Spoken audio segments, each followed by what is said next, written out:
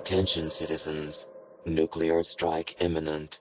Ladies and gentlemen, welcome back to yet another Fallout 76 video on the channel. Today I'm going to be going over all of the changes coming to Fallout Worlds, including all the new settings, and going over the little bits and bobs that they said in the patch notes, but in hopefully a little bit more detail from the new article that they released. A few of you were asking what changes they were making, what new features and stuff they were adding for the settings changes and stuff.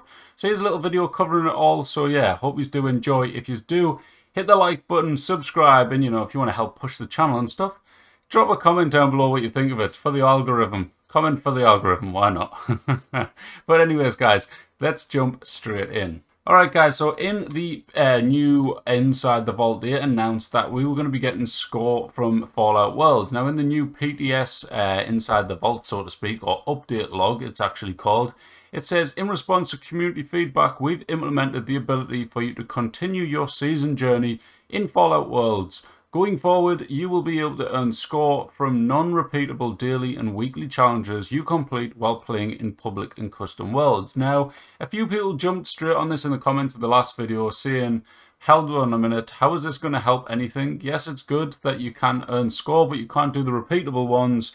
So, in a way, it's a bit stupid, because what's going to drive you from playing that instead of adventure? And I feel like these people do have a good point. I didn't think of that in that way when I first did the new update video and stuff, but they have a very good point. So let me know in the comments, guys, what do you think? Will it drive you to actually play Fallout Worlds a bit more, or because of that reason are you just like, well, what's the point? I'd rather like level up my character and do the dailies at the same time in adventure? Because it's a good argument. So yeah, let me know what you think about that down in the comments. Next up on the list, we've got a few things to talk about. These are the settings changes. So there are some new custom world settings coming into Fallout 76, and these are all of them. So here's a brief description of them. There is like 6 different ones. First one's going to be the carry weight. Adjust the carry weight setting to choose a specific maximum amount that a player can carry. Alternatively, use the carry weight multiplier setting to adjust max weight by a percentage. Drop it down to 0 or crank it all the way up 11 times the default amount, which is going to be ridiculous. I don't know why this is a thing, to be honest. I don't know like, can you think of anything? Because why would you want 11 times the carry weight in a custom world? Like, you can drop whatever you like and just reload your character. So I don't understand the purpose of that. I'm not sure. I really don't get it. But yeah, it's a new one anyways. Next one is frequent confetti. New dismemberment setting that will cause enemies you take down to explode into a cloud of confetti. Now, this one will be a lot of fun. We do get a similar type of action once you open like some lunch boxes and get the confetti effect. But it is just something to add a little bit of fun in there, I suppose, isn't it? Like, you can do the one where the bodies just explode when you kill them, or the bodies go flying. Now this one's a cool little feature for the bodies to explode into a bunch of confetti, for the child-friendly feature of Fallout 76, even though it's an 18+ game. I'm complaining for the sake of complaining, guys. Honestly, I think it's quite a funny feature, and it will be quite funny to see. So yeah, that's getting thrown in. After that, we've got perk effect changes. So choose whether players can benefit from normal perk effects, legendary perk effects, both or neither with this setting. So this is probably one aimed more towards PvP and stuff. Do you want a standard PvP world where players' builds don't matter and it's just all out, like really default standard, where you're just playing and shooting and stuff normally with pretty much standard guns, just like for a bit more of a challenge and something a little bit different? Next one on the list, we've added the ability to turn off VATS targeting versus other players, or even disable VATS entirely. So if you want to challenge yourself and maybe go around, if you rely on VATS a bit too much, like a commando build like me, I always use VATS, although I do not rely on it. Like, I'm used to playing like shooter games, so I don't really mind not using VATS, but it just saves ammo and time, doesn't it, by using it a lot. But for PvP purposes, this will be pretty handy, and it will add that kind of challenge to the PvP environment if you want to jump in worlds and do some PvP. Next up, really good one for camp builders. This is the relaxed building restriction. So the toggle snapping option in build mode can now be adjusted to allow you to place camp objects even if they intersect. Now, this could save a lot of time in terms of merging. It can also make you create new structures and stuff, and save like all the time with like flamethrowers and stuff, where you're destroying roofs to overlap each other to create them cool kind of Shaolin monk temples and all that exciting stuff.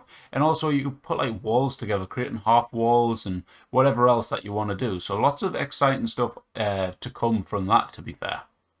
Then lastly, I believe this is the final one. Yes, it is. And this is weather changes. So it says here, if you enjoyed the darkened skies above the Mothman Equinox seasonal event, you can now bring it to your custom world using the weather settings. So pretty cool little feature there as well. So nice little change. It's very good for recording camps and stuff, and just going in to have a little bit of fun. Like, I really enjoyed going into Fallout Worlds to check out the different weather settings and stuff, just to see what the world looks like. Like, it'd be cool if they added in these like features randomly, like more of them. Obviously we get rad storms and stuff, but if you got more of these features thrown in, it'd be really cool. So yeah, another little thing thrown in there for you, and that's all of the changes by the look of it. So after that, it just says, additionally, the Happy Builder public world is currently available in the public test server so that everyone can try building some intersecting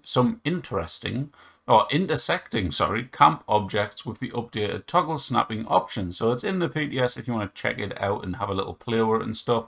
And yeah, that's the little changes there. There's also, like I said in the previous one, if you missed it, in the PTS you can also test out the new public event, Test Your Metal, as well as the Invaders from Beyond seasonal event. That's also in there on the hour every hour to check out if you want to check them out. But that's all of the news for the PTS in terms of custom worlds. So yeah, there you go, guys. If you've enjoyed, hit the like button, make sure to subscribe, that'd be awesome. And yeah, there was a couple of little changes as well. You can turn your backpacks invisible, which is pretty good. A lot of people did want that feature, so they've been listening again with that, because obviously it does ruin the look of some outfits if you just want to show off your outfit. You can also build a pirate radio at your camp if you want to, play a little background music there while you're building away. And also they've changed some settings with the stim packs, where we've reduced the weight of stim packs from 25% by 25%, and reduced their price also by 25%. So there you go. They've also increased the number of stim packs and diluted stim packs that will appear in medical vendor machines for anyone that uses them. Never heard of anyone use them, but